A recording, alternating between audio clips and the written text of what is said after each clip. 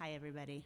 Um, First, I just want to thank Evan and the Better Ancestors and the Mission Cultural Center for this opportunity and platform to speak. And I also want to say a special thanks to all the other writers. I've watched a lot of the videos, and you all have really inspired me to speak from a more vulnerable and a bolder and a more courageous space. So thank you for that. Uh-oh, I lost my piece. And the piece I'm reading it's an adapted excerpt of a piece I'm still writing, but I adapted it for this evening. And the working title is Beloved White Kin, The Time Is Now. Beloved white kin, this is the scariest and most important love letter I have ever written. As I write the word love, my heart thrashes against my ribs like a crazed, caged animal. The little me within howls a tantrumed no. I imagine the skeptical glances of my BIPOC kin expressing, I wouldn't do that if I were you. I trust you can understand why it feels viscerally dangerous to expose my heart to you after all the repeated ways throughout my life, throughout history, and in this moment that you and your people have desecrated the trust between us.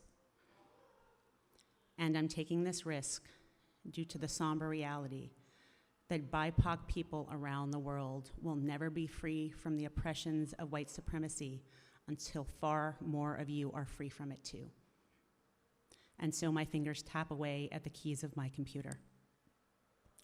They tap with glimmers of hope inspired by the incremental progress you have made towards the centering of Indigenous leadership in the fight against climate change, as well as your solidarity at Standing Rock and in the 2020 racial justice uprisings. Then that little me within asks, is it really responsible to generate meaningful hope from such tiny gestures, given the massive, chronic, systematized tendency of white people to break our hearts? My little one, like so many of ours, is a wise old soul inquiring about what is plainly before them.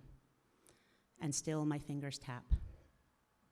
They tap with the pulsing rhythm of my ancestral bloodlines as the daughter of a white woman, as well as an Afro-Indigenous father who descends from countless generations of slave rape. Whether I am proud of this ancestry or not, I cannot pretend that white people are not my kin, that your actions, non-actions, and inadequate actions are not in some way my responsibility. Well, actually, I could pretend this, and that kind of inaccurate accounting would only make me complicit in fabricating the delusions that dismember us all from the truth. The truth is, rageful anger is what your culture tells us you deserve. Our cultures tell us that such retributive notions will not end these atrocities. Only courageous acts of love and unreasonable acts of solidarity will. I cannot ask that of you if I cannot model it myself. And so I am writing this love letter, knowing that I, like you, must become painfully intimate with the truth if we want to break these cycles and systems of harm now. Beloved kin, my proximity to whiteness affords me, and my survival requires me to know you far better than I wish to, far better than you may know yourself. That knowing positions me to believe things about you that few others will.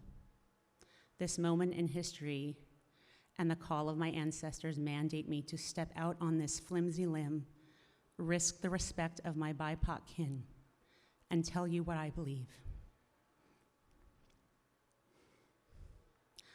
I believe that ending white supremacy within and without is one of your deepest longings.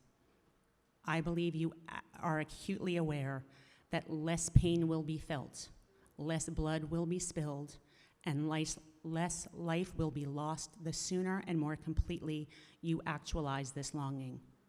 I trust you know this moment in history may well be the ripest opportunity for doing so that you will face in your lifetime. I am confident you will bring your regret to your grave if you do not rise to this occasion. I also know you cannot fully embody this longing without acknowledging the role you and your people have played in creating, maintaining, and benefiting from white supremacist, settler colonialism, and indigenous genocide, without admitting the devastating impacts this system has had on human and non-human life on every continent of the world and throughout modern history, without contending with the deep cognitive dissonance between these realities and the good people you believe yourselves to be. Beloved kin, I reach out to you with deep understanding and compassion for how this reckoning feels unfathomable and is triggering, paralyzing fear. And with those same hands, I ask you to come with me now and take this critical first step. I recently noted in a text message to a Palestinian friend, my kiddo loves to sing, "From the river to the sea, Palestine will be free." Every time I hear them sing this, I rededicate myself to that promise. That is my promise to you, Fedwa. So many of us are making that promise right now. Our own liberation depends on it. Beloved white kin, your liberation from white supremacy depends on you making this promise, being shouted by millions of people around the world, through the wails of grieving mothers, through the silence of children too dehydrated, malnourished, and traumatized to utter a sound, and by the leaders of Hamas. Please take my hand and join us. Mic check. Mic check.